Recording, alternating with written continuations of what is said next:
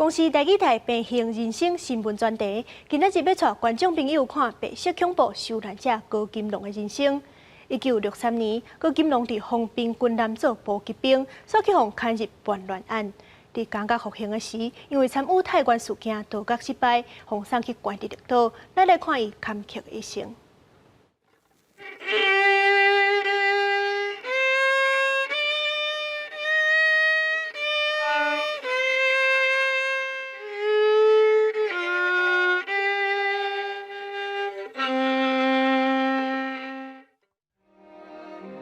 亲爱的太太，请你原谅，这样啊漫长的岁月，用笔你逐日是用目屎咧洗面。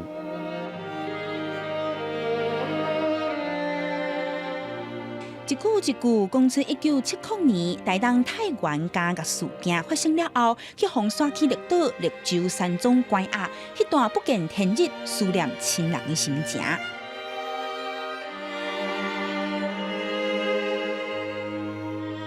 1963年，高金龙做海军防共军舰的补给上顶兵，因为牵连防共军舰的叛乱案，抓去互判19年。迄年伊才23岁，伫咧台东泰原加甲坐驾。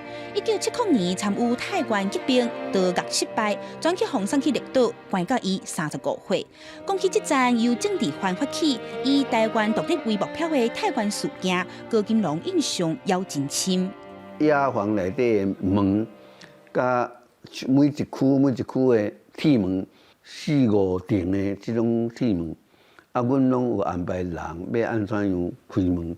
家你去台东的就去台东，去花莲的去花莲，安怎样隔绝参国民党对抗。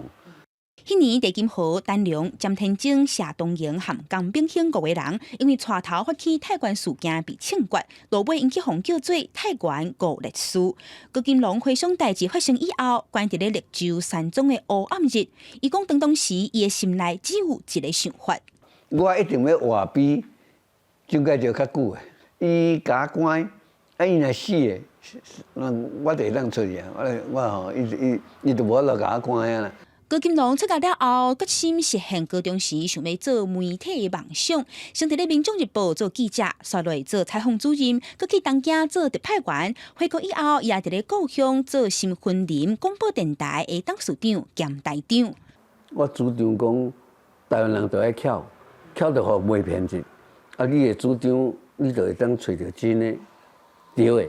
就因为每一个人的时间都有限，每一个人空隙拢无限。 啊，所以咧，会当做到啥就做到啥安尼个。高金龙今年80啊，伊讲伊的人生其实和5梦中的无啥共款，不过伊会当伫咧媒体产业贡献心力，互人了解什么是建立伫咧事实基础上的言论自由。伊感觉家己是在做有意义的代志，也期待后辈有独立思考和实现理想的勇气。记者闵金田有台北报道。